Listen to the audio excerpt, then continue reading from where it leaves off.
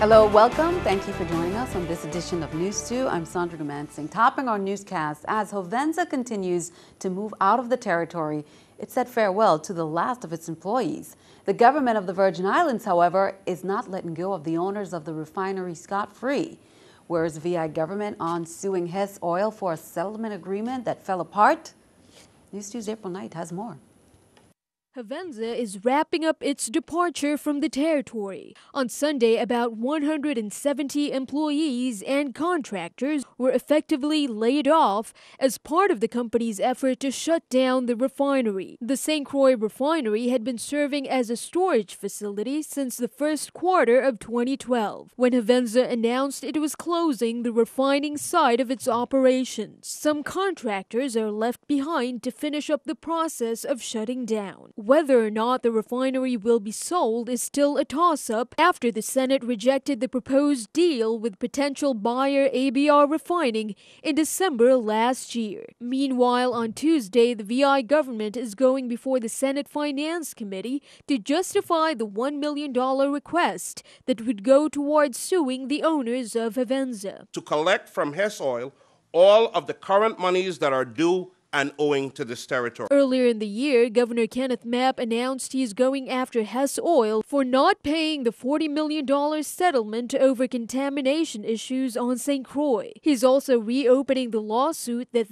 $40 million would have settled. In his State of the Territory address, Governor Mapp stated the $1 million is for starting the litigation process. His administration still has not revealed how much the lawsuit will eventually cost or how long a time frame they're looking at. Meanwhile, Hovensa's owners are also suing the VI government for $200 million worth of tax refunds. Reporting for News 2, I'm April Knight.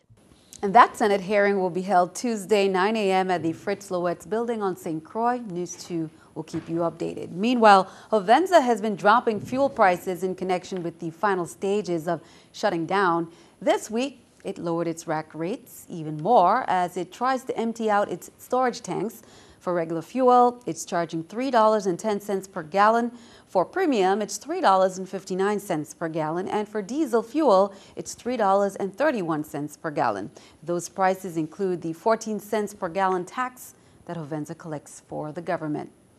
While Louis Hospital's board officials are speaking up about a recent Senate hearing, the group issued a statement Friday to clarify what was said during testimony last week about hospital employee raises and retroactive pay. News 2's Erica Parsons has an update. Juan Louis Hospital's board is backtracking, clearing up who knew what and when did they know about the more than $1 million in raises and retroactive pay given since last year. Board members issued a statement Friday saying that the board was never consulted about salary increases totaling more than $700,000, many at the executive level, and retroactive pay given of more than $600,000. Last week, the hospital's executive management team, along with board members, testified about the state of the financially struggling hospital. They need more than $10 million from the government to ensure certification by CMS. CEO Dr. Kendall Griffith justified the raises in back pay. You have staff members worked hard in positions that they never got paid for time. There's a morale issue. You have people who have been waiting for those retros for months, for years, and they are being courted elsewhere. Board Chair Dr. Anthony Ricketts told senators the board was consulted on raises over $100,000. However, board approval is only required for contracts and single expenses over that amount. And the board said in Friday's statement they only learned about the raises a few days before last week's Senate hearing. The hospital's board of directors say they plan to take a second look at that $100,000 limit, and they might actually consider lowering that threshold. In January, the board reinstated the salary and hiring freeze that went into effect in March 2013. During that meeting, board members requested a report of rumored retroactive payments from hospital officials. They said they received that report just days ahead of the meeting with senators. Erica Parsons, News 2. Now, the 5-member board sent a request to Governor Mapp to appoint the 4 more members necessary to complete the hospital's board. Police are investigating two recent separate shooting incidents that occurred on St. Thomas, and they are urging you to come forward if you have any information.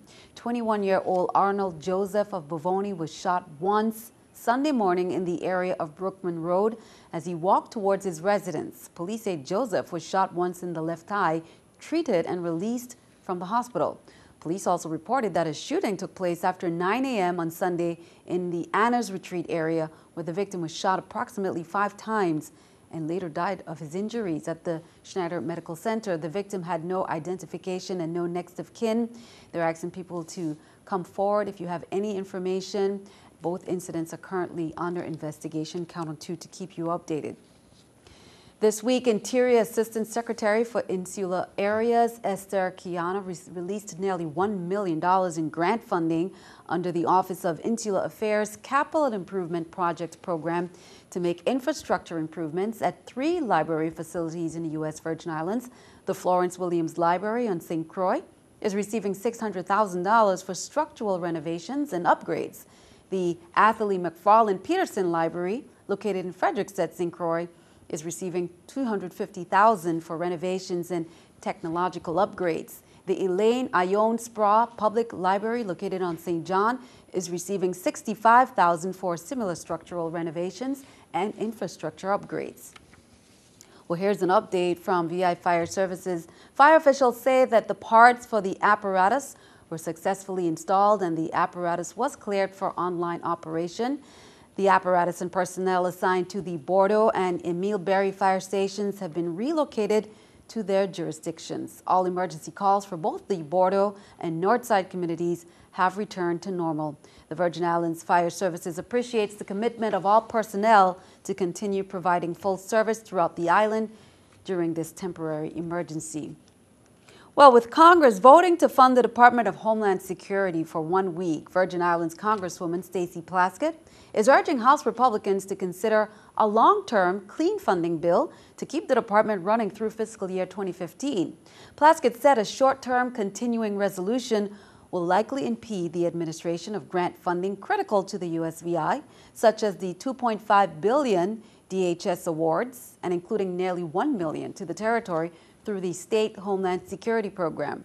Although House rules do not allow for Plaskett to have a vote on a DHS funding bill, she has met with DHS Secretary Jay Johnson and ranking member of the House Committee on Homeland Security, Benny Thompson. We'll turn our attention overseas. Israeli Prime Minister Benjamin Netanyahu says he is not disrespecting President Obama by addressing a joint session of Congress, but insists he will not keep quiet about U.S. negotiations with Iran. The Israeli leader's scheduled appearance on Capitol Hill is adding to tension between the White House and Israel over a possible Iran nuclear deal. Israeli Prime Minister Benjamin Netanyahu says the U.S. and Israel agree Iran should never obtain nuclear weapons. Those disagreements are on display in Washington as the Israeli leader speaks out about U.S.-led negotiations with Iran. Netanyahu says he will talk more about the threat of a nuclear Iran when he addresses Congress on Tuesday. House Speaker John Boehner did not coordinate the Netanyahu invite with the White House. And keeping our eye on the economy, here's the New York Stock Exchange with the stock market watch. The Dow, Nasdaq, S&P all up. The Dow 155, Nasdaq 44, S&P 12. Coming up on News 2, March is VI History, Culture and Tradition Month celebration, and activities have kicked off. Starting out at the Ricardo Richards 6th grade classes, they invited us to their celebration along with Stanley and the 10 Sleepless Nights. We'll be right back.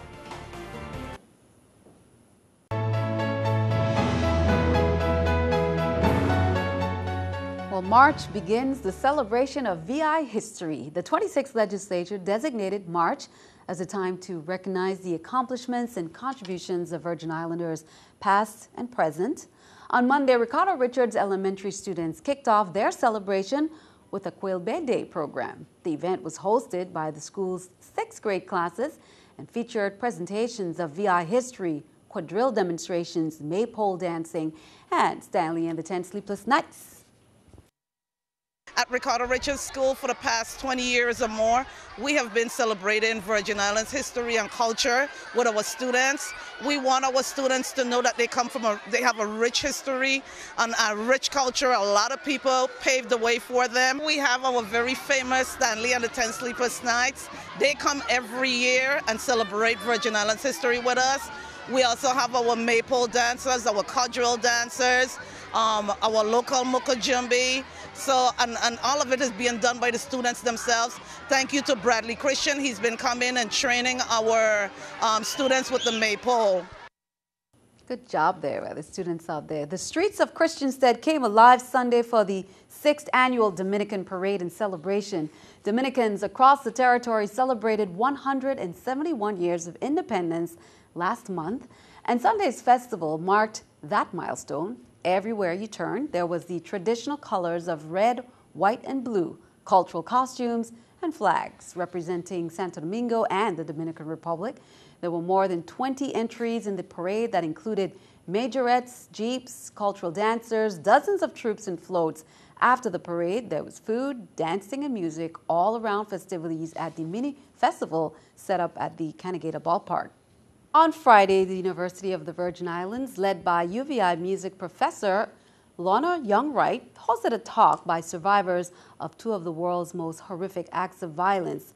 Professor Leila Music spoke on the Bosnian massacres of the early 90s, while New Yorker Danny Tom spoke of the September 11th attack. Around 8,000 Bosnian Muslims were murdered by the Army of the Republic Citizen.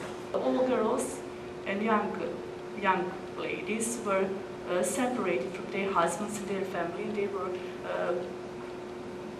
were put in certain camps and they were raped. Inspiration to speak today doesn't have intention to make somebody hero or somebody bad person. We need to forgive, otherwise it's going to just repeat. It's going to be a vicious cycle, back and forth, revenge. Back and forth. So we need to forgive for our own sake, for humanity's sake. The St. Croix Chamber of Commerce recognized Shoreline at Cheney Bay with a blue ribbon cutting ceremony on Thursday. The restaurant officially opened its doors in December. Now, every month, the Chamber recognizes a new business as a way of supporting St. Croix's economic growth. We're celebrating the opening of a new restaurant in St. Croix. It's called Shoreline. And we're just really happy to have, a new restaurant in St. Croix, and we're showing our support for them by having these types of events for our membership. We've been open for 2 months now. We opened grand opening December 22nd, and we're right about 2 months. I've got a few things coming up in the future. We do catering. Business hours right now are from 11 in the morning till 9 p.m. at night. We are open 7 days a week. Well, 5 states, including Michigan, added new millionaires. Now, 2 more winners, believe it or not, came from Puerto Rico and the U.S. Virgin Islands. Now, here's one lucky North Carolina woman who is now officially a multimillionaire. Marie Holmes was introduced at a news conference in Raleigh, North Carolina last Monday. Holmes said she scared her children when she found out she won because she was jumping up and down so frantically. She says that while she'll be able to give her kids anything they want, she won't. Holmes presented one of 3 winning tickets for the February 11th Powerball jackpot of $564 million. She will get $127 million because she chose a lump sum payment. Well, be sure to stick around. Your News 2 AccuWeather forecast is coming up next.